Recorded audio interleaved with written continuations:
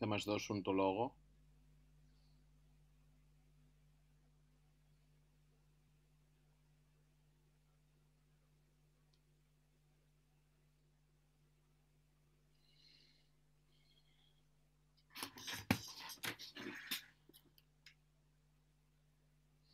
Tardes a todos.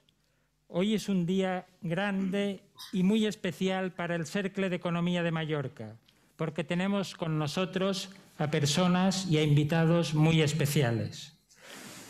Un cuarto de siglo pudiera parecer poco, pero en una tierra de calma aparente, en medio del mar y en una época como esta, no lo es.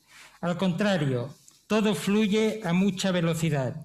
Un ser ni vivo ni muerto, hasta ahora desconocido, invisible y silencioso, nos ha enseñado con terror y con dolor, y en muy pocos días, que nada es lo que parece, y que todo puede cambiar de la noche a la mañana, en apenas unas horas, las que van de la festiva noche del 31 de diciembre de 2019, cuando se anunció una alarma sanitaria en Oriente, al 1 de enero de 2020. Un año que ha cambiado el mundo, un año que aún no ha finalizado y al que nadie querría volver, según la revista estadounidense Time, que dedica su portada a estos fatídicos 12 meses. Por eso, ir cumpliendo años, el seguir en el camino es tan importante y por eso mismo los aniversarios, aunque coincidan con una terrible plaga, o precisamente por eso, son un momento propio y propicio para celebrar, para recordar, para festejar y agradecer. También no hay que ocultarlo para repensar y corregir. Actos como el de hoy tienen que ser al mismo tiempo un recuerdo del pasado y un empuje lleno de energía y de esperanza para el futuro. Celebramos y recordamos a muchas personas que en más de 5 lustros nos han acompañado en esta andadura y constituye este evento no solo un merecido homenaje para ellos, sino una manera de oponerse al olvido y a la inveterada costumbre de querer empezar de nuevo cada día, de querer inventar y reinventar la rueda o el círculo, de refundarnos, cuando hace décadas que otros ya lo hicieron por nosotros. A mediados de los 90, un nutrido grupo de personas de ámbitos muy diversos y distintos, apasionados por estas tierras y por el bienestar común, previeron la necesidad de crear una asociación sin ánimo de lucro, pero con ánimo de contribuir sin descanso al progreso económico y social. Y lo hicieron con mucho interés y de forma desinteresada. Comprometidos y sin compromisos, ese era y ese es su lema. Esos visionarios avistaron que algo valía la pena hacer y año tras año, como si de una carrera de relevo se tratara, se han ido pasando el testigo que contiene celosamente guardada la misión y los valores que deben guiarnos. Isabel Corominas, una mujer inteligente y valiente que dio el primer paso. Miquel Aleñà, con su privilegiada capacidad de análisis económico. El añorado Antoni Borràs, empresario polifacético comprometido hasta el último día. El profesor Toni Aguiló, pionero en otras muchas cosas. Joan Buades enfocó la mirada como gran profesional de la abogacía. Alejandro Forcades, abogado y economista, trabajador infatigable, quien pilotó con destreza y eficacia la asociación desde 2002 a 2014. Y finalmente Andreu Roger, una persona que como buen ingeniero de caminos no tuvo dificultad en guiar y trazar el rumbo adecuado antes de ceder el testigo de mando. Todos ellos, con las personas, con sus juntas directivas, con sus comisiones de trabajo, nos han permitido estar hoy, aquí y ahora. Sin ellos, esto no sería posible. A todos ellos y a todos los que nos han dejado en esta travesía, algunos por el maldito coronavirus, nuestro recuerdo más especial, nuestro merecido homenaje y nuestro profundo agradecimiento. A lo largo de este tiempo, el Cercle de Economía de Mallorca ha cumplido con su principal objetivo, acompañando la evolución de la sociedad balear en un periodo en el que se han producido cambios sociales muy significativos. El CERCLE ha colaborado activamente en la mejora del sistema de financiación de las islas, ha propiciado debates sobre ética y sociedad, ha publicado monografías y después de ciclos de debate sobre las diversas ramas de actividad de nuestra economía, artículos de opinión y manifiestos, tiene como acción esencial y diferencial el invitar a centenares de personalidades relevantes de prestigio indudable, locales, nacionales o extranjeras, para poder debatir sin miedo, contrastar ideas, fijar posiciones y realizar propuestas útiles. Destilando ideas, ha intentado, como las abejas, polinizar ideas, para que germiten y den los mejores frutos. Hemos cumplido 26 años, un tiempo suficiente para generar confianza, y lo hacemos coincidiendo con la llegada de una sorpresiva y sorprendente plaga, una bomba vírica explosiva que, como una tormenta perfecta, fruto de un elaborado guión cinematográfico, ha paralizado la movilidad, la vida económica, laboral y social de todo el planeta. En las fiestas de cumpleaños suelen recibirse presentes y con ocasión de nuestro 25º aniversario pensamos que éramos nosotros quienes debíamos y teníamos que hacer un obsequio. Un merecido regalo a todos los socios individuales y colectivos y a toda la sociedad, que nos ha proporcionado el apoyo y la energía suficiente para poder llegar hasta aquí.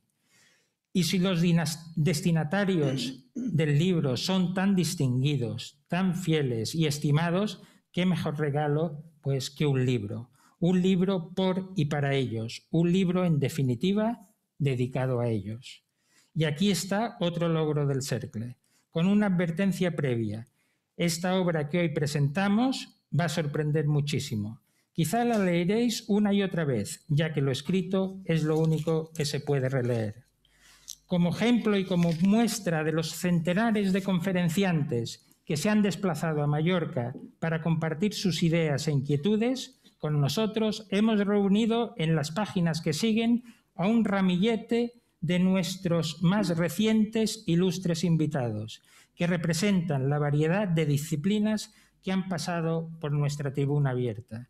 Escritores de renombre universal como Petros Márkaris, expertos en física cuántica como José Ignacio Latorre, catedráticos de economía como Antón Costas, políticos y empresarios de primerísimo nivel como Josep Piqué, especialistas en inteligencia artificial y Big Data como Alicia Sin, arquitectos de fama mundial, Jan Gehl, cuasi premios Nobel, Francis Mójica, empresarios locales de éxito, Carmen Riu, catedráticos de ética, Victoria Camps, directores de periódicos de referencia como Soledad Gallego Díaz y avanzados del cambio climático como Javier Pastor.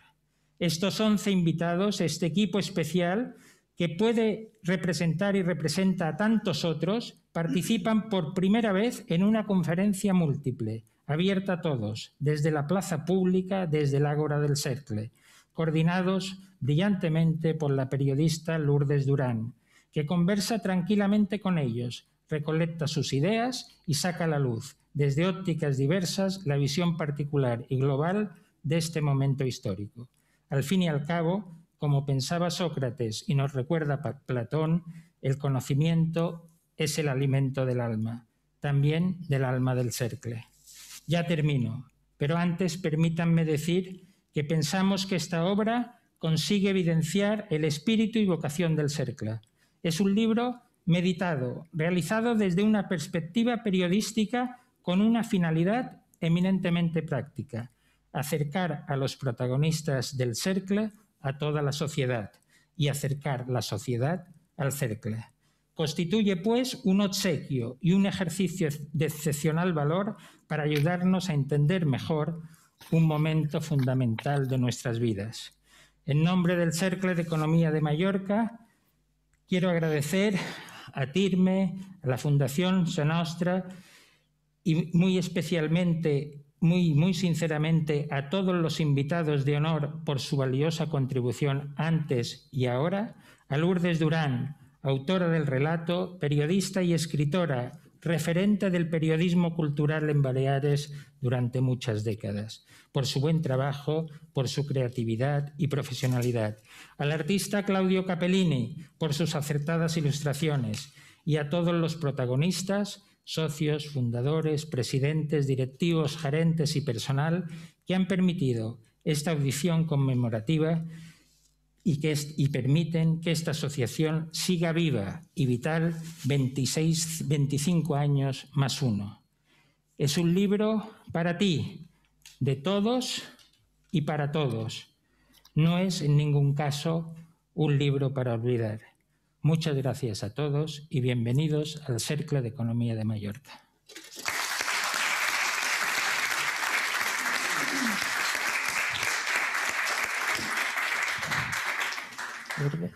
Buenas noches, muchas gracias a todos. Se agradece porque estamos en vísperas de entrar en Alerta 4 y eso vuelve a poner la piel de gallina, eso da mucho miedo. O sea que os agradezco enormemente que estéis aquí.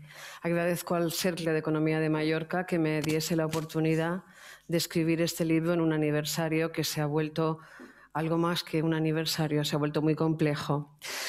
Este libro en realidad no debería ser este libro. Este libro no debería llamarse ni siquiera Contra el olvido.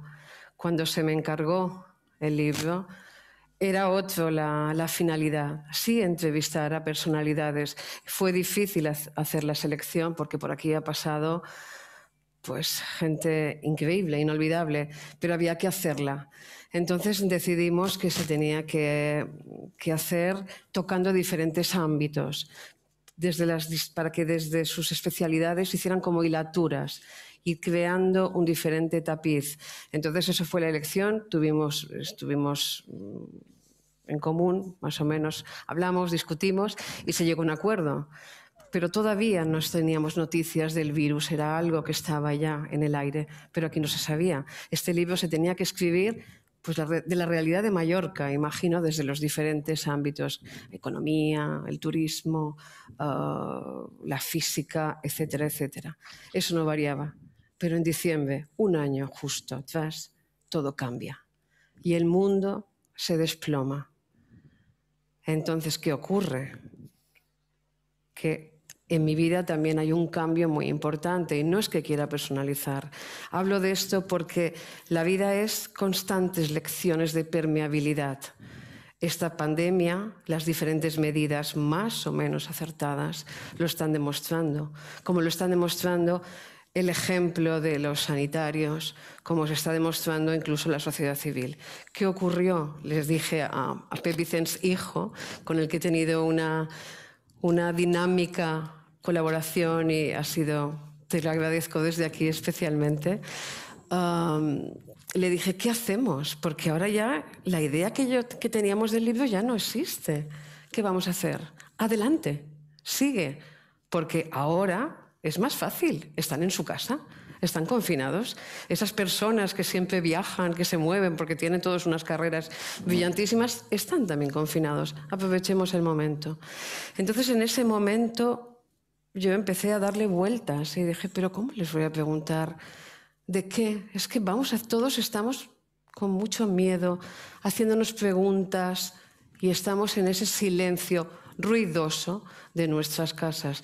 Digo silencio ruidoso porque hubo mucho ruido de pantallas, hubo mucho ruido tecnológico que nos salvó, pero también nos distrajo. Y eso era bueno. Entonces fui adelante. Entonces este libro está escrito desde los cobijos de las diferentes personas que ya has mencionado bien, no quisiera repetirlo. Los que todos vais a leer el libro, eso espero, os daréis cuenta. Entonces, he disfrutado de estar con ellos porque he tenido tiempo, he tenido silencio. En mi profesión no es fácil, siempre estamos corriendo. Y por fin tuve un lugar en el que dedicaros mucho tiempo a los que más sabéis de distintos ámbitos. Pero bueno, ha pasado el tiempo, ese libro se preparó en ese momento, se escribió después, pasamos a las desescaladas, otro momento de cambio y ahora estamos aquí. nos han anunciado hoy que en España se van a empezar a poner las vacunas en enero, pero da mucho vértigo, vacunas todavía tan pronto. Bueno, estamos sobre todo en situaciones muy cambiantes y yo creo que lo que se está aprendiendo y lo que yo he aprendido de todos ellos en sus diferentes ámbitos es a saber escuchar, a tomarme mi tiempo, a reflexionar y aunque tenga miedo, a confesarlo, porque somos muy frágiles. La vida es frágil, pero la vida también es hermosa. Y quiero agradecer desde aquí, desde este lugar, quiero reconocer que para mí este encargo del libro ha sido una tabla de salvación, porque yo también sufrí un cambio laboral y entonces me parece, ha sido una oportunidad, me ha agarrado al libro como a un madero. Y además me parece muy hermoso que por parte del Cercle de Economía, eso habla de lo que hayan elegido regalar un libro de papel en un momento en que todo es tecnológico, que está muy bien, pero está bien convivir. Regalar libros, regalar papel, es volver a la esencia de donde venimos. Hoy hemos tenido todos, supongo, un apagón en Google. ¡Oh! ¿Qué va a pasar? Las nubes, ¿dónde están los documentos? Seguro que a todos nos ha pasado. Entonces, está bien, se ha vuelto a arreglar, pero tenemos el papel. Por eso quiero agradecer que desde el Cercle se haya pensado en hacer este regalo, que desde mí he puesto mucho cariño, pero es un regalo humilde. No quería hacer un libro de esos conmemorativos, de mesa, encuadernado en tapadura, no. Es un regalo humilde, pero lleno de sabiduría, la sabiduría que han aportado pues, Carmen Riu, su experiencia en el mundo turístico, Xavier Pastor, mi querido escritor Petros Markaris, que luego hablaremos con él, está aquí, Calispera. Bueno, todos vosotros, ¿no? Os veo en la pantalla, sonríe. Qué pena que no podemos estar aquí, que no podáis estar aquí, pero estáis de alguna manera. Eso es lo bueno también de la tecnología, ¿no? Recuerdo que hace poco una amiga me comentaba algo de su nieto, porque he pensado mucho, todos hemos pensado mucho en los niños, todos hemos pensado mucho en los ancianos, todos tenemos algunos muertos seguramente detrás o enfermos. Pero pensando en los niños me comentó que su nieto, de 8 años, le dijo, oye, mamá, abuela, ¿tú conoces alguna persona que haya...? Porque estamos estudiando en el cole, que hubo una epidemia en 1918 muy importante. Y claro, la abuela dijo, pues no, la verdad no conozco, no hay nadie vivo que pueda hablar de esto. Y dice, ay, es que... Pues qué pena, porque sería muy interesante que nos pudiese dar su testimonio, porque todo esto que está pasando es muy raro. Un niño de 8 años. Me gustaría saber qué va a pasar con estos niños, ¿no? Bueno, todos esos interrogantes están un poco recogidos en este libro que comentábamos con Xavier. Claro, este libro se hizo en el confinamiento, les entrevisté, y yo lo escribí después en las desescaladas. Conforme íbamos desescalando, yo iba escribiendo. Yo no creo que se quede fuera de contexto. Yo creo que es importante compartir esos momentos que estas 11 personas me supieron. Yo soy el argamasa que ha unido todo esto. Entonces, ellos han compartido con su generosidad, en un momento de máxima vulnerabilidad, sus pensamientos, sus miedos, sus esperanzas también, porque dentro de todo me gustaría que este libro se leyera desde la esperanza. Muchas gracias. Eso es todo por ahora.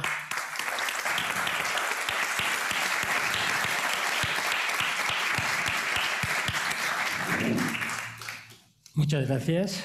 Pues vamos a seguir con el guión. Como hay varios invitados, la idea dinámica es que tanto Lourdes como yo iremos entrevistando o haciendo algunas preguntas cortas a vosotras o a vosotros para que en 3-4 minutos, porque tendríamos que dar entrada a todos, pues podamos dar una ronda y un mensaje para la audiencia.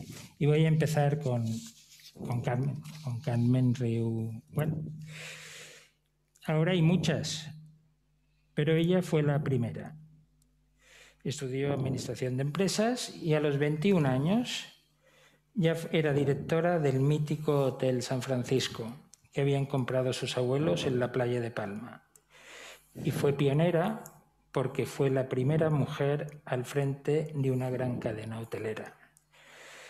Hoy copilota, pilota y lleva la gestión económica con su hermano Luis de un gigante.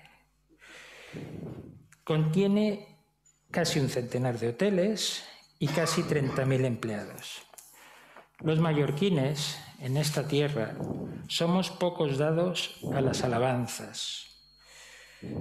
Y en una tierra como esta hay un mágico consenso y todo el mundo, digo para los invitados de fuera, hablan bien de ella. Por tanto, dos preguntas. La primera, ¿cuál es el secreto mágico de hacer estas cosas y de ese consenso social? ¿Y cuándo veremos abiertos los hoteles de Riu? Bueno, primer de tot, molt d'anys Cercle i moltes gràcies de tots aquests anys i de tot el que mos heu donat a sa illa. Y dicho esto, paso a responder. A ver, a mí no me consta lo que tú dices.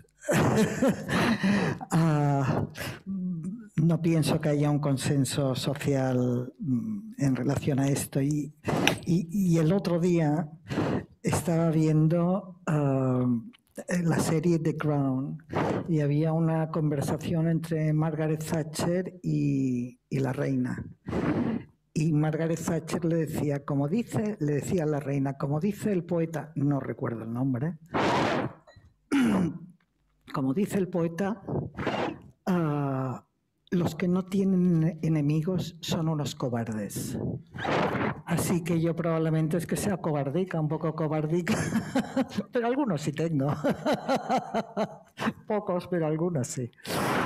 ¿Cuándo veremos los hoteles de Riu abiertos? Bueno, en este momento estamos en el 60% de hoteles abiertos. Y bueno, nos quedan 40 porque precisamente la semana pasada abrimos el hotel número 100 y no lo sé.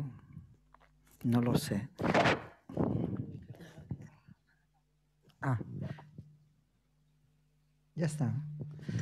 Pues no lo sé. Depende de la vacunación. Depende de cómo se comporte el virus. Nuestra idea es abrir todos los hoteles posibles. Es dar una imagen de que todo funciona, de que los trabajadores están ahí, de que no están en un ERTE, que los necesitamos. Y aún hay hoteles, muchos de ellos, que los tenemos abiertos y con pérdidas, pero a pesar de todo, creo que hay que dar una señal de que seguimos ahí y de que no está todo perdido y que vamos a seguir luchando. Por lo tanto, ¿cuándo los tendremos abiertos? Enseguida que podamos. Ahora en Baleares tenemos solo uno abierto, con un 20% de ocupación, pero a pesar de todos vamos a seguir manteniéndolo. No lo sé. Depende de la evolución de la pandemia y de lo que nos digan los expertos. Muchas gracias, Carmen. Me consta que en la hostelería, en los salarios de hostelería, se hizo un esfuerzo muy grande hace unos años y detrás de este esfuerzo hay nombres y apellidos concretos y hay mucho empuje. Muchas gracias. Yo le preguntaría a Xavier Pastor, biólogo marino, cofundador de Greenpeace, fue presidente de Greenpeace en España. ¿Cuál es el vínculo entre la pandemia y el cambio climático? Porque hay quien lo niega. Y luego, si crees que la pandemia puede conducir a una mayor concienciación social sobre la necesidad de hacer algo y si estamos a tiempo. Yo no me atrevería, desde un punto de vista científico, a ligarlo tan directamente. O sea, no soy quien, habiendo tanta gente, tantos investigadores estudiando estos temas, sobre ser muy absolutos sobre la relación entre cambio climático y pandemia. Lo que sí que es cierto es que los efectos del cambio climático, a medida que degradan ecosistemas, degradan medio ambientes, lo hacen más vulnerables a la biodiversidad o la existencia de biodiversidad, que a su vez la reducción en los índices de biodiversidad favorecen la presencia de virus, bacterias, sobre todo de virus que pueden crear pandemias de este estilo. Yo creo que brevemente es lo único que me atrevería yo a decir al respecto. Además, hay que decir otra cosa, es que otro ligamen que es de otro tipo, es más de tipo social o político. La gente está tan preocupada, o las instituciones están tan preocupadas por la pandemia, los medios de comunicación están tan preocupados por la pandemia que han olvidado algo que no se va a ir. La pandemia, ojalá se vaya y se irá antes o después. No sabemos con qué efectos quedará ni cuánto tiempo durará, pero el cambio climático, cuando se haya ido la pandemia, continuará avanzando como está avanzando ahora mismo, ¿no? Y entonces una cosa no ha de hacer olvidar la otra, que es mucho más seria desde un punto de vista global y del futuro. Y la segunda pregunta era... Sí, a raíz de la pandemia, la gente ves que sí. hay una mayor concienciación precisamente de otra pandemia, como es el cambio climático, justamente con lo que estás comentando ahora. Esto es algo que me preocupa bastante, porque... bueno, por una parte, las declaraciones, afortunadamente, de algunos políticos o de muchos políticos están, y realmente los presupuestos que están poniendo sobre la mesa respecto al Acuerdo de París, por ejemplo, de cambio climático, ¿vale? En concreto el gobierno español, la ministra de Medio Ambiente española, la Unión Europea, es decir, el gobierno balear, o sea, están moviéndose, no olvidando el cambio climático. Esto es un aspecto positivo respecto a lo que decía anteriormente. Pero lo que sí que me preocupa es que al principio de la pandemia, sobre todo, se hablaba mucho de cómo nos cambiaría como sociedad, ¿no? Parecía que todos nos volveríamos mucho más buenos, mejores, comprenderíamos a nuestros semejantes. Sería un momento para empezar de nuevo, de alguna manera, a utilizar la crisis como una oportunidad y que cosas que se estaban discutiendo ya antes de la pandemia, como por ejemplo aquí en Baleares, el excesivo peso del turismo, el exceso de los millones del uso de la energía, en fin, todas estas cosas, que habría una oportunidad para que todo esto cambiara. Había foros muy interesantes, foros económicos como este y otros en los cuales se reunían los grandes empresarios y empezaban a hablar de esto. Carmen Riu es una de las personas que ha hablado más claro de este tema. Yo no lo veo tanto ahora. Hay un desespero económico, una angustia económica tan comprensible. O sea, no digo que no sea comprensible, pero una angustia económica de tanta gente que lo está pasando mal, que lo que se desea es volver a la situación que teníamos antes de la pandemia. Pero volver desesperadamente, ¿no? Y a veces proviene de sectores y de fuerzas políticas que uno no esperaría esto, ¿no? Pero eso me preocupa porque, y un ejemplo fue la desescalada. Puede haber otros ejemplos y si no aprovechamos esta oportunidad para darle un cambio difícil a la situación, seremos realmente unos inconscientes como especie, como grupo social y como sociedad en general, por ejemplo, en las Baleares. Muchas gracias. Muy bien. Pues vamos con nuestros invitados telemáticos. Vamos a empezar con Antón Costas Comesaña. ¿Qué quieren que les diga del amigo Antón? Hay personas en el mundo que triunfan por lo que saben, otras por lo que hacen y unos pocos por lo que son. Y Antón, el amigo Antón, ha triunfado y triunfa por los tres motivos. Se doctoró en Economía de la mano de dos directores muy recordados, inolvidables, Fabián Estapé y Ernest Lluch.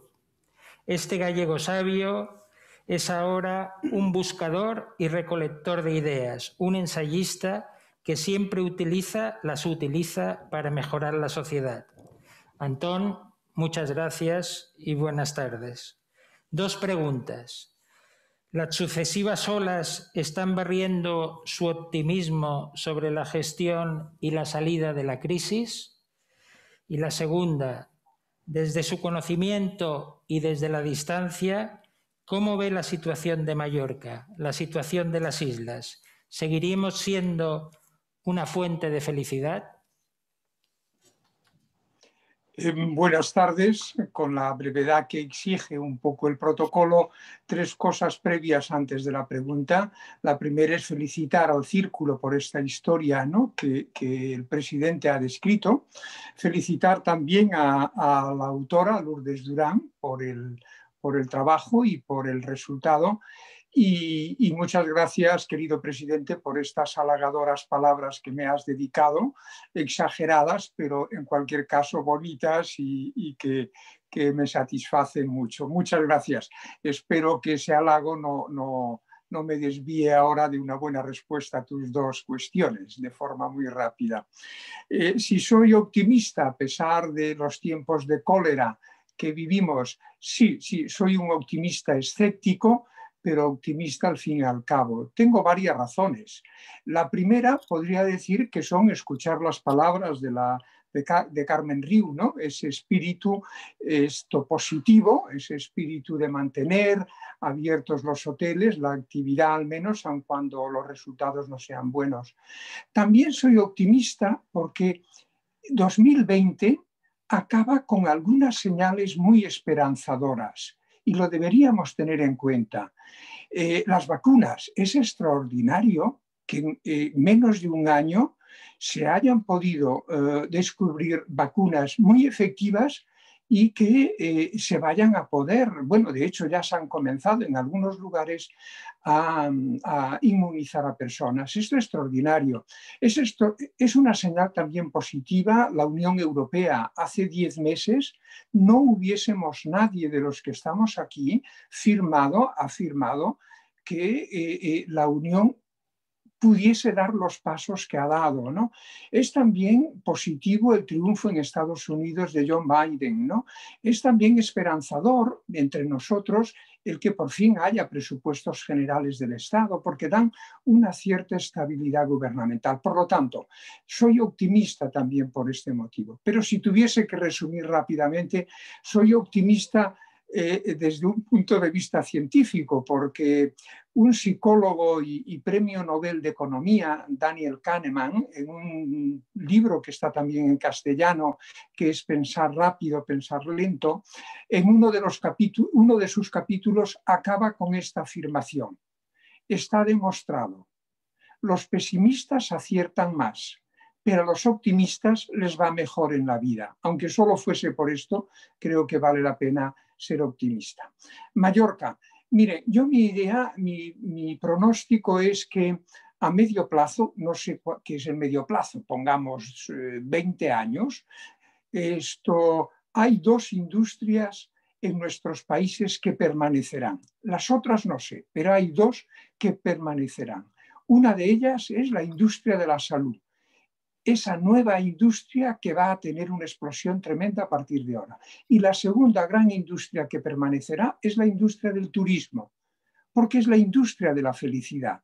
Y como los seres humanos buscamos eso, buscamos la felicidad, aquellos lugares que sepan que tienen industria turística como ustedes, que sepan sacar las lecciones adecuadas de esta situación, no dudo que tendrán un futuro optimista. Muchas gracias, Antón.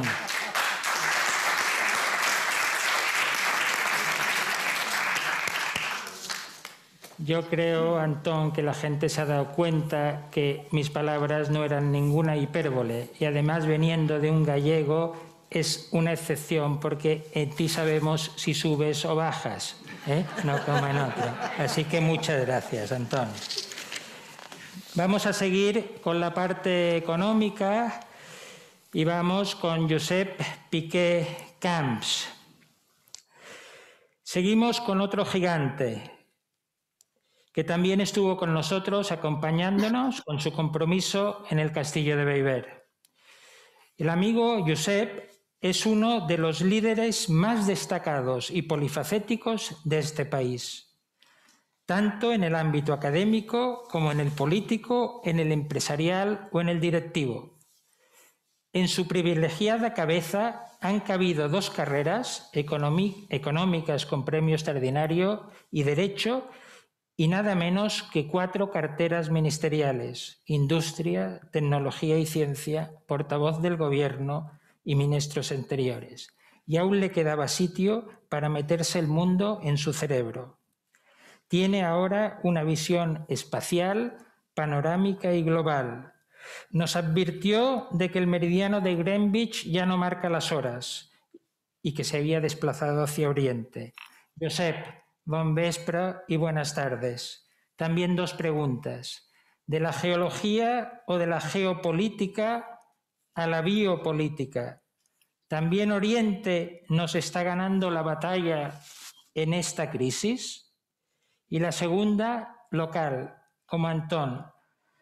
Tienes en Mallorca en el corazón y has pasado aquí o pasas largas temporadas. ¿Sigues teniendo confianza en la Mallorca y en los mallorquines? Muchas gracias. Moltes gràcies, president. Jo també, molt breument, perquè sé que el temps està molt ajustat. Primer, una felicitació per molts anys, al Cercle d'Economia per aquests primers 25 anys de vida.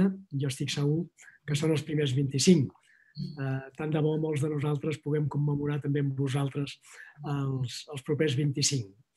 També enhorabona per la iniciativa de la publicació del llibre i per haver trobat una autora de tant nivell com la Lourdes Duran i per haver organitzat avui aquest acte que agraeixo molt especialment.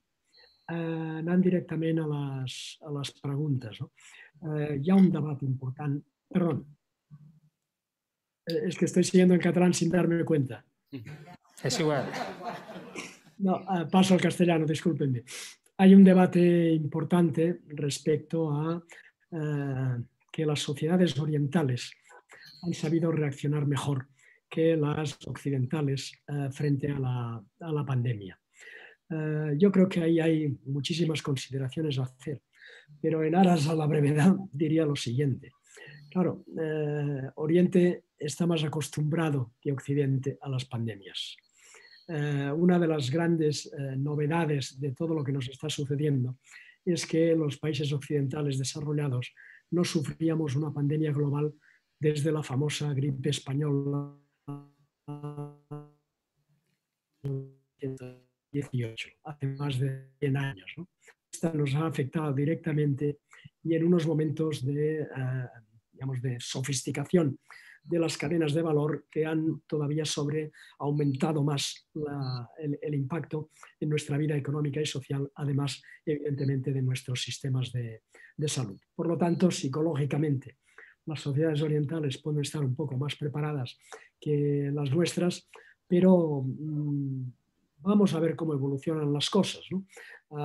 Es verdad que los datos, por ejemplo, después hablo un momento de China, los datos en Japón, en Corea, en Taiwán, incluso en Singapur, en Australia ahora, en Nueva Zelanda, por no hablar solo del Oriente Asiático, sino también del Pacífico, pues son mejores que los nuestros, ¿no? Pero también estaban empezando a notar que en muchos casos la pandemia no está del todo controlada. Por lo tanto, vamos a darnos un poco de tiempo para ver cómo evolucionan las cosas, pero es verdad que de momento los resultados se inclinan a favor de Oriente. Otra cosa es China. Yo creo que China, que aparentemente no ha tenido segunda ola, que en un país de casi 1.400 millones de habitantes, pues haya solo habido una primera ola y no haya tenido mayores repercusiones, a mí me resulta pues especialmente, digamos, raro, ¿no?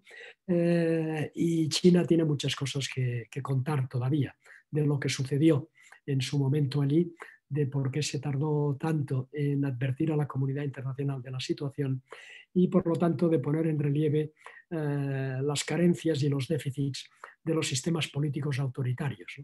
Lo digo porque muchas veces cuando se utiliza ese argumento de Oriente y de Occidente, conviene resaltar que hablamos de Japón, hablamos de Corea, hablamos de Taiwán, hablamos de Australia, hablamos de Nueva Zelanda, que son democracias.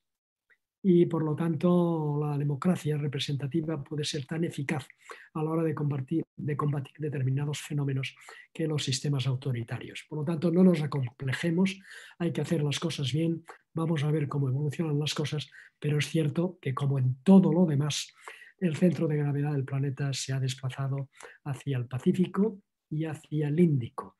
Yo creo que hace muchos años, ¿no?, que defiendo que el centro de gravedad del planeta está en el estrecho de Malaca, y no es una casualidad que sea la conexión natural entre el Océano Pacífico y el Océano Índico. Y sobre Mallorca, poco que añadir a lo que ya ha dicho Antón, ¿no? Lo comparto plenamente, solo que incluso barriendo un poco para casa en alguna de mis actuales actividades o en actividades que he tenido en el pasado, simplemente recordar que el turismo solo es posible gracias al transporte aéreo.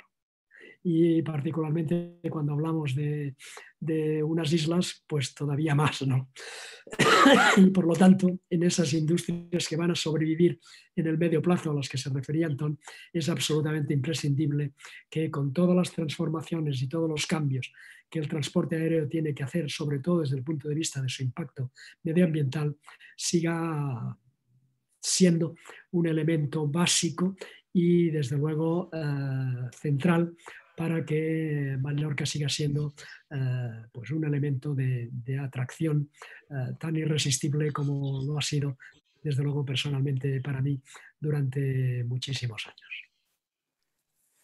Muchas gracias.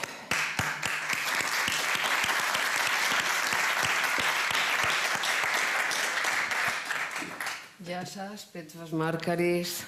Ahora vamos a escuchar hablar en griego. Estamos en el Mediterráneo. Nos va a traducir su intervención Eusebia Yensa, que ya estuvo aquí acompañándonos. Y yo le preguntaría al autor de su última novela, Es la hora de los hipócritas, si cree que el foco en esta pandemia se ha dejado de lado la crisis de los refugiados, doblemente castigados.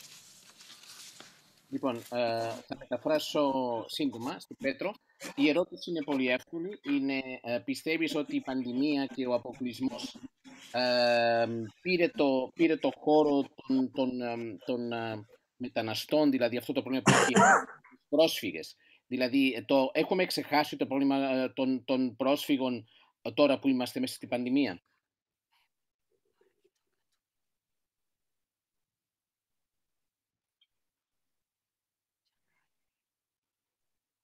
Πέτρο, δεν ακούω Έχεις το μικρόφωνο κλειστό.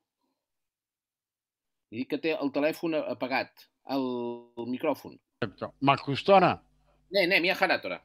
Ωραία, κάτι έγινε. Λοιπόν, θεωρώ ότι το γενικό lockdown που έχουμε για ένα πολύ μακρύ διάστημα στην Ελλάδα, έτσι κι αλλιώς, επειδή δεν επιτρέπει ούτε την επικοινωνία, ούτε την κυκλοφορία, έκλεισε όλους μας, άτομα και οικογένειες, στο δικό του κόσμο, και αυτό ως ένα ορισμένο σημείο είχε μία, να το πω έτσι, πολύ κατακόρυφη επίπτωση στη σχέση του Έλληνα με τον ξένο, τη σχέση του πολίτη του Έλληνα με τον μετανάστη και τον πρόσφυγα. Αυτό είναι γεγονός. Από την άλλη μεριά, αν θα πρέπει να πω κάτι ακόμα, το αρνητικό στοιχείο αυτής της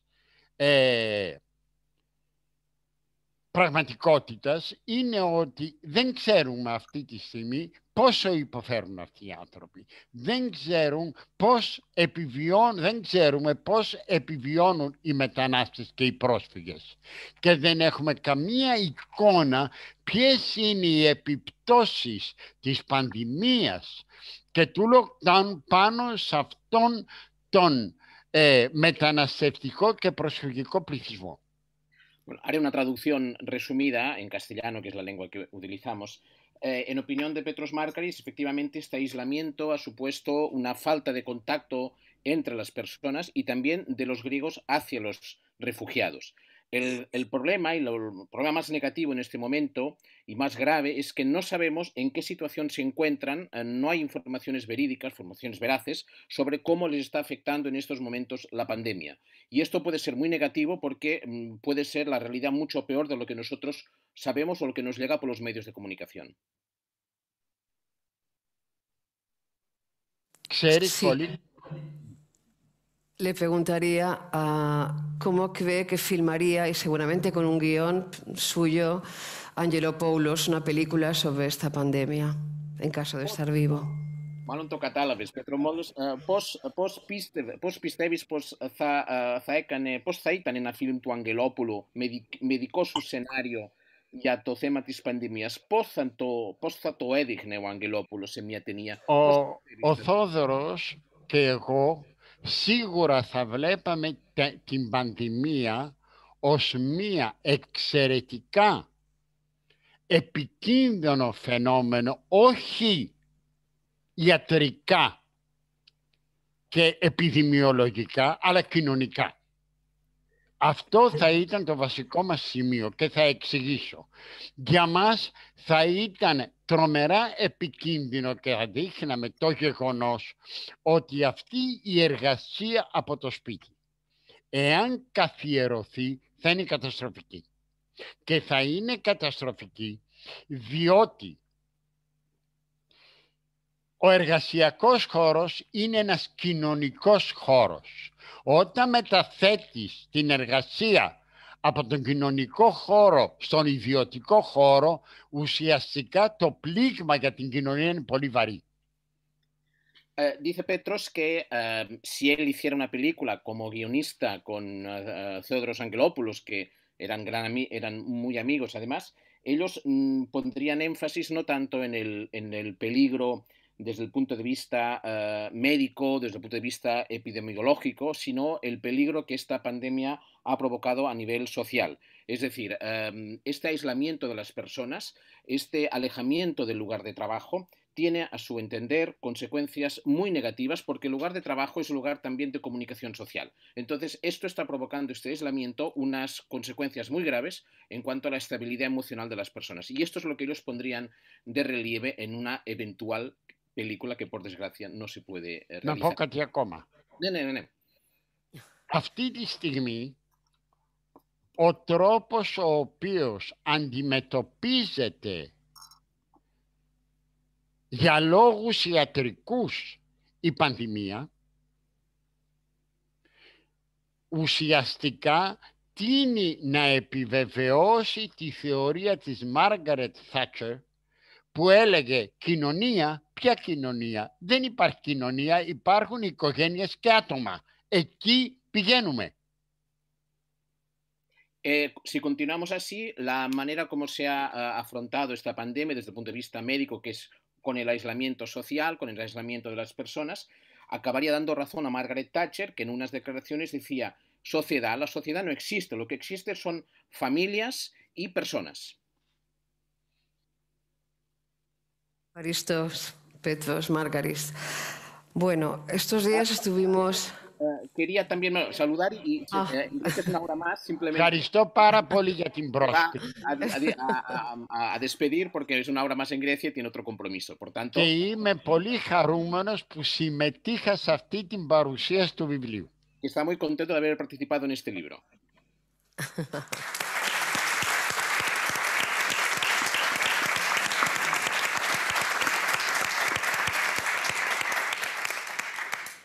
Πέτρο, καλησπέρα. Καληνύχτα. Λοιπόν, ελπίζω να τα πούμε από κοντά, Σέμπη. Τι να σου πω. Ωραία, θα τα πούμε από κοντά. Εντάξει. Πολλά φιλιά και στη Σταυρούλα. Από σένα. Εντάξει, έγινε. Γεια χαρά, γεια. Bueno, ya está. Despedido. Gracias.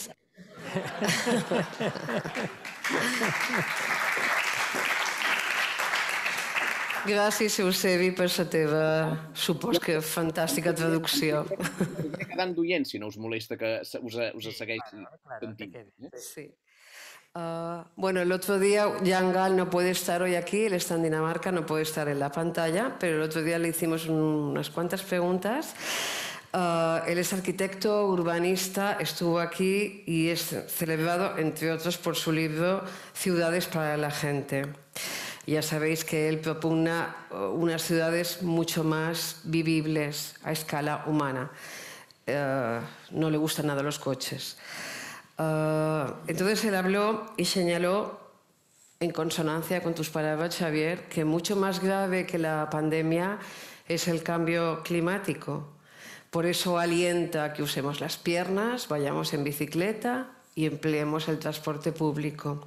Luego también, cuando le pregunté sobre cómo va a ser el nuevo urbanismo en el mundo, teniendo en cuenta los modelos de megalópolis a lo bestia que no se dejan de construir, y él decía que, bueno, que para intentar hacer un cambio lo van a tener más fácil las pequeñas ciudades porque se reclama menos dinero, entonces están más acostumbradas a ir precisamente andando o en bicicleta. En cambio, las grandes ciudades, hacer un cambio tecnológico que reclama pediría muchísimo dinero, un poco así. Esto lo vais a escuchar ahora y lo escucharéis en unos momentos cuando lo pongan. The pandemic has accelerated a movement which was already going on of centralizing the shopping, and many smaller shops were under pressure. That has been aggravated by the pandemic. Also, there has been, of course, this unfortunate movement away from public transport to private transport, where you can be safe. And I think that's very unfortunate. I think that will change, because the major problem in our society is not the pandemic. That is to work with the challenge from the climate, to make sustainable cities. So that should be the major project for urban planning and urban design. And we shall not let us distract by the pandemic. We can be sorry about some acceleration of phenomena which has been there already. Another phenomena is that bicycling is going up in many places. That's good. And also now we talk about 15-minute city, which is also because of the pandemic. Yeah, sometimes I talk about all these new scientific gimmicks which they are developing: automatic cars, smart cities, all kinds of helicopters, drones, all kinds of electronic and other gimmicks which will solve all the problems of city planning, they say. But it will take many, many years until they are developed and spread to all parts of the world, because especially in the poor cities, they cannot afford this. And that's why I say that the poorer a city is and the faster it is developing, the more important is it to use the humanistic approach, because infrastructure for walking, bicycling, and simple public transportation is much cheaper than all these new gadgets, and also cheaper than metro and trains and automobile infrastructure. So the poorer you are, the more it makes sense to be sweet to people, because that will give you a better city and a better economy. Good Christmas down there. I think of you very frequently with warmth in my heart. Oh.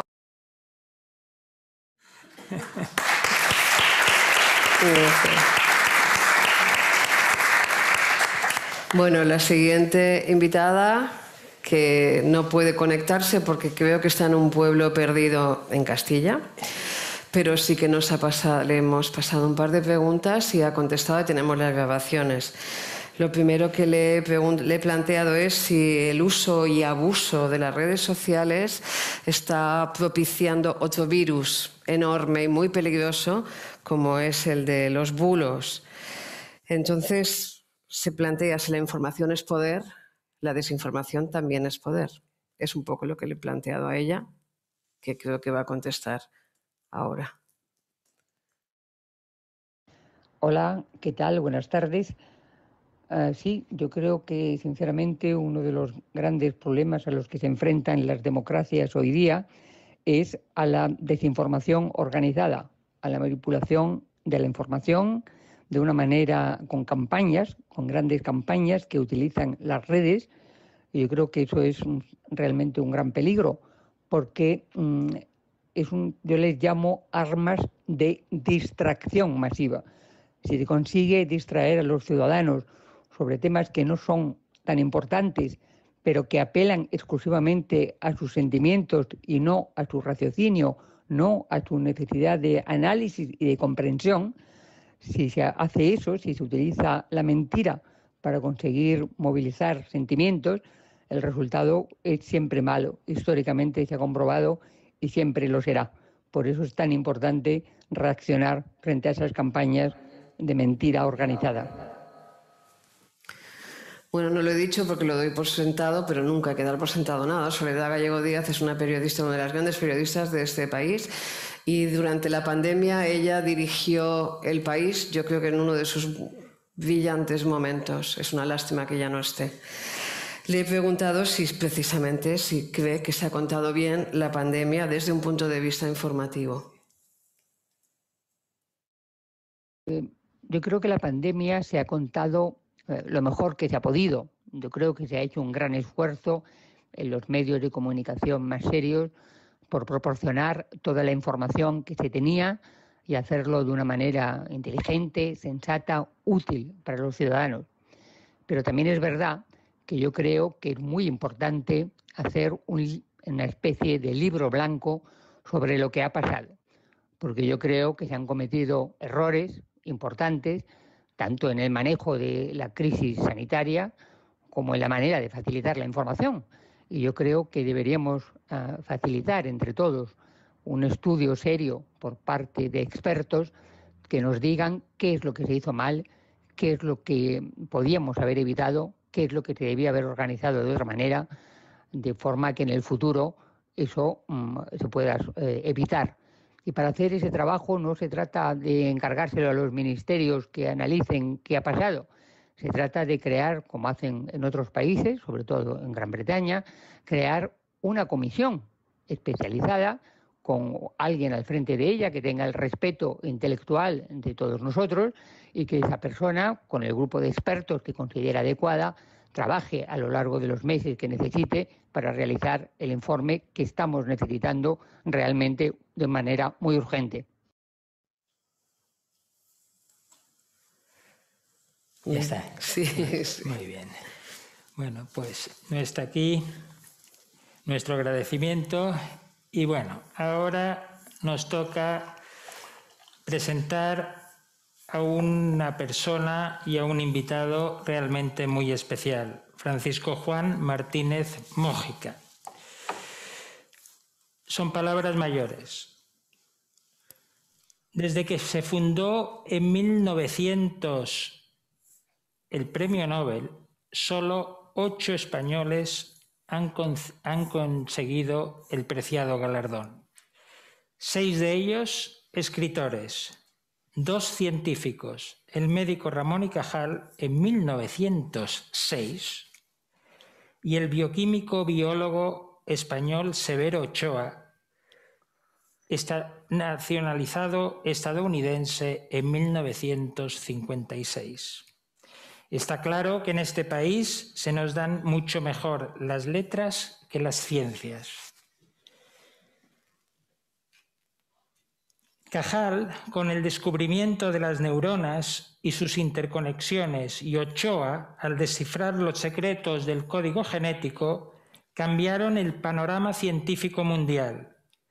Francis Mójica, Paco, que hoy está aquí con nosotros, también ha revolucionado el panorama científico del planeta. Francis Crick, con Watson, publicó en una sola página uno de los mayores hitos de la historia.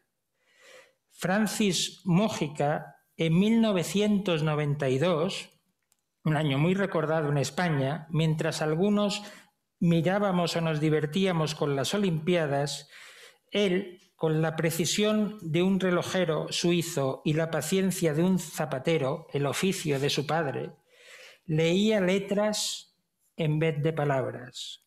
A, C, G, T, C, G, A. Así una tras otras. Miles. Francis se empeñó en descifrar el lenguaje hasta la fecha desconocido, sin comas ni tildes. Con paciencia infinita, este investigador descubrió y bautizó el sistema CRISPR, repeticiones palindrómicas cortas, agrupadas, regularmente espaciadas. Unas letras que pueden leerse de izquierda a derecha o de derecha a izquierda. En 2016 recibió el premio de la Fundación BBVA Frontera del Conocimiento junto a Emmanuel Charpentier y Jennifer Doudna por sus trabajos pioneros. En 2017 recibió también el premio Albany, el más prestigioso de Estados Unidos y uno de los más importantes del mundo, también con Emmanuel Charpentier y Doudna, por su papel en la creación de un notable sistema que ha sido llamado, decía el jurado del premio, el descubrimiento del siglo. El 7 de octubre de 2020, las científicas que antes he citado ganaron el Premio Nobel de Química por reescribir el código de la vida y el desarrollo de un método de la edición del genoma. Así lo anunció la Academia Sueca. Esta persona, este premio, hace muchísimo más grande el descubrimiento de Francis Mójica. A veces la piedra se rompe en el martillazo número 100, pero los 30 o 50 primeros los dio este hombre. Así que yo, con este panorama, no me atrevo a preguntarle nada. Solo quiero reconocer una palabra que se escribe y se lee de izquierda a derecha y de derecha a izquierda, su talento, su investigación y sus valores, porque Francis nos abrió la puerta a los genes de la esperanza. Y fíjense, después vendrá la ética, que en la genética está marcada la ética. Muchas gracias, Francis, y no te pregunto nada. Di lo que quieras si quieres decir algo.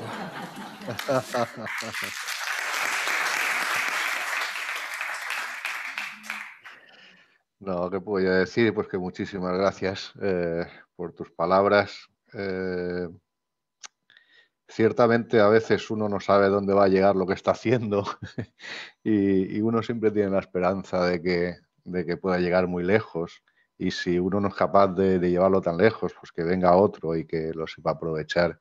Y este es un ejemplo realmente fantástico de dónde puede llegar la ignorancia, diría yo, de los que simplemente hacemos ciencia porque nos gusta hacerla, sin saber realmente dónde va a llegar aquello, dónde iban a llegar aquellas lecturas de esas secuencias repetidas palindrómicas, simétricas, de aquellos organismos que vivían y que viven en unos ambientes en los que cuando uno se plantea buscar algo relacionado con curar el cáncer, desde luego no se le ocurriría nunca en la vida mirar en estos sitios, pues mira tú por dónde ahora mismo están en marcha muchos ensayos clínicos intentando curar cáncer con estas herramientas descubiertas en aquellos individuos extrañísimos.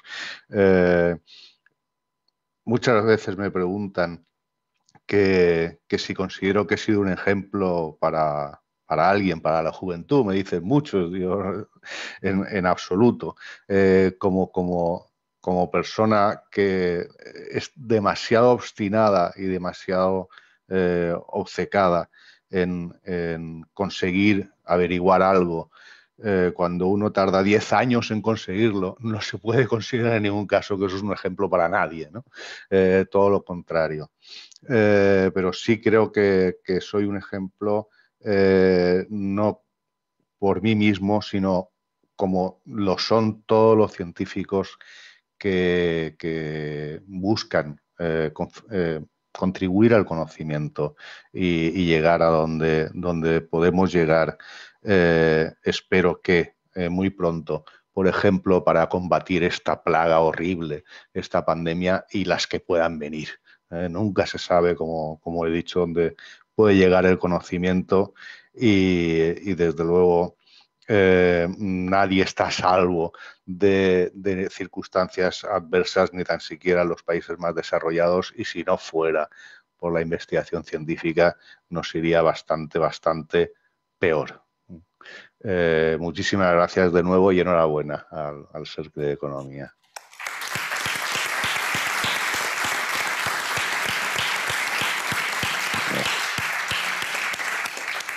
Yo te preguntaría si sigues sin fumar, porque recuerdo que me contaste que aprovechaste el confinamiento para dejar de fumar, que tiene mérito. Sí, efectivamente. Sí. Me quedé sin tabaco y como solamente salía a comprar, dije, esta es mi oportunidad de oro. Fantástico. Alguna cosa positiva tenía que tener esto. Pues sí. Bueno, creo que vamos a acabar con un final redondo. Vamos a acabar con Victoria Camps, con la filosofía, con la ética, catedrática y autoría de varios ensayos, entre ellos El gobierno de las emociones, Premio Nacional. Yo le preguntaría que cómo gobernar las emociones en esta noria que estamos viviendo. Bueno, primero, muchas gracias. Gracias por invitarme a estar aquí otra vez. Felicidades al Cercle. Felicidades también, Lourdes, por el relato que has construido contra el olvido y has sabido hacerlo muy bien. Vamos a ver cómo gobernar las emociones. Ha habido muchas emociones en esta pandemia. Una de las emociones, creo que de la que nos hemos dado cuenta que nos ha movido más y es el miedo al contagio, el miedo a la muerte, el miedo, en fin, nos hemos dado cuenta de que somos unos seres, como decía Lucrecio en De Rerum Natura, un ser imperceptible en medio del orbe entero, ¿no? Y entonces el saber gobernar el miedo yo creo que es una de las cosas que hemos tenido que aprender y que tenemos que aprender gracias a esa pandemia. Por una parte, el miedo ha sido bueno porque nos ha hecho más humildes, yo creo, nos ha hecho, aunque solo sea temporalmente, ¿no? Esa es otra de las cosas que tenemos que ver si somos capaces de, en el futuro, de seguir manteniendo y las cosas que hemos podido aprender, pero sí que nos ha hecho menos arrogantes, nos ha hecho conscientes de que somos más interdependientes y ha puesto un valor fundamental que es el valor del cuidado, la necesidad de cuidarnos unos a otros, ¿no? Y eso yo creo que cambia un poco incluso la percepción que tenemos de nosotros mismos, ¿no? y que puede llevar a un cambio yo diría incluso un cambio de paradigma en la forma de entendernos, ¿eh? No somos esos seres autónomos, autosuficientes, racionales, ¿no? Que parece que pueden dominar y que pueden hacerlo todo, sino que una cosa muy pequeña nos trastorna la vida entera y durante mucho tiempo. Pero luego también vemos ahora el miedo a la vacuna, por ejemplo, ¿no? El miedo de mucha gente a vacunarse. Entonces, ahí hay otra dimensión del miedo que es muy irracional y que habría que gobernarla y habría que tenerla en cuenta. Por lo tanto, yo creo que sí, que las emociones, los sentimientos han estado muy presentes, siguen estando muy presentes y que saber qué hacer con ellos, ¿no? Reflexionar sobre ellos y ver de qué forma los podemos reconducir y gobernarlos, poner un poco de racionalidad, es una de las lecciones que tenemos que aprender y que tenemos que llevar a cabo. Para acabar, el año pasado escribiste un ensayo sobre la felicidad Y yo te preguntaría o te plantearía ¿a qué felicidad podemos aspirar en un momento en que hemos sido confinados? Evidentemente, para evitar el aumento de los contagios, constantemente constreñidos, de pérdidas de trabajo, de ese miedo del que estás hablando. ¿Qué modelo de felicidad podemos tener en estos momentos? Vamos a ver, de momento esto pensamos es pasajero, ¿no? No es definitivo, es pasajero, pasará y por lo tanto aprender, ¿no?, a buscar la felicidad de otra manera, porque una de las cosas que yo creo que nos está enseñando el confinamiento y todas las restricciones que se nos están imponiendo es que tenemos que buscar la felicidad de una manera distinta a cómo la estábamos buscando hasta ahora. No sé si llegaremos a cambiar cosas, no sé si esto que ha sido una pequeña revolución acabará siendo una revolución más grande, ¿no? Pero yo creo que debería ser un motivo para seguirlo pensando. Una de las primeras preguntas que nos hicimos y que a mí concretamente, pues yo creo que me la hiciste tú misma, Lourdes, en la entrevista y que me la han vuelto a hacer es ¿aprenderemos algo de todo esto, ¿no? ¿Tendremos otras prioridades? ¿Jerarquizaremos nuestros valores de otra manera, ¿no? ¿Seremos más conscientes de lo bueno que tenemos? El valor del tiempo, por ejemplo, ¿no?, al que te referías tú al principio, ¿no?, que todos nos hemos dado cuenta de que podemos aprovecharlo de otra forma o podemos aprovecharlo más. Bueno, todo eso son formas de buscar eso que llamamos felicidad, que no tenemos definición para ello, no sabemos exactamente qué es, pero que es obvio que lo buscamos todos, la vida humana busca la felicidad y la pandemia es un aprendizaje para buscarla de una forma quizá un poco distinta. Muchas gracias.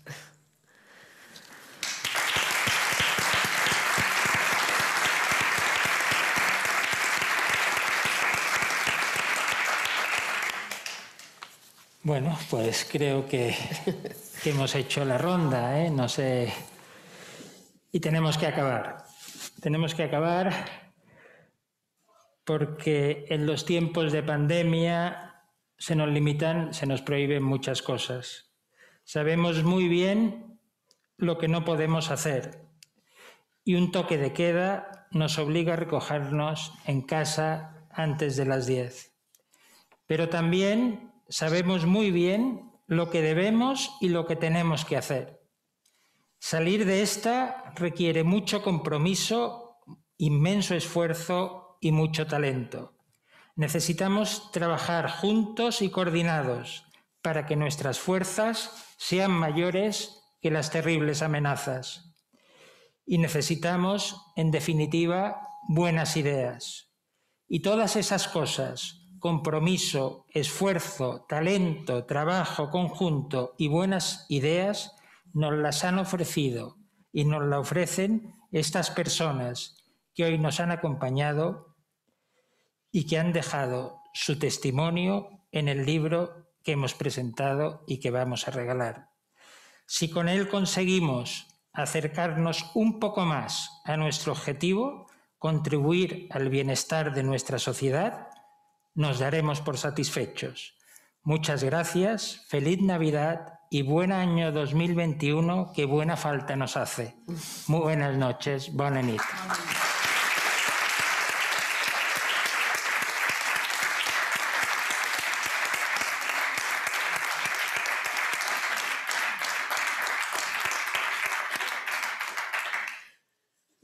Adiós a todos los de ahí. Adiós, Francis. Adiós, Eusebio. Adiós, Victoria. No sé si no... Así. Bueno.